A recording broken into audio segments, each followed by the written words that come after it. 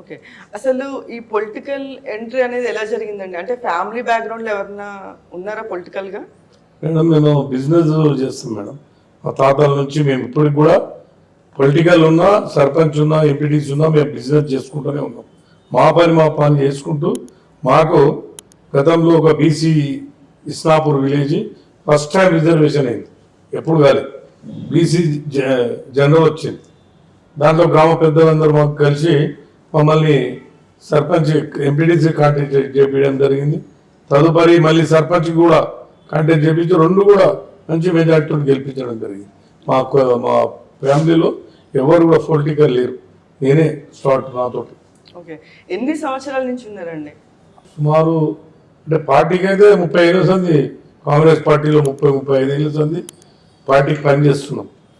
పదవులలో సుమారు 20-25 ఏళ్ళ సంది ఒక్కసారి ఓడిపోయాను. నేను 7 టైం కాంటాక్ట్ చేశాను, 6 టైం గెలిచాను, 1 టైం ఓడిపోయాను. అమ్మ నమస్తే. సో మీరు చెప్పండి, అన్న అయితే ప్రజల మనిషి. సో మీకు ఎప్పుడైనా అనిపించిందా అన్న ప్రజలతోటే ఎక్కువ ఉంటున్నారు, ఇంట్లో టైం స్పెండ్ చేయట్లేదు అని చెప్పి? ఓకే. సో అన్నయ్య హెల్పింగ్ నేచర్ మీరు ఎలా తోడ్పడ్డారు అన్నయ్యకి?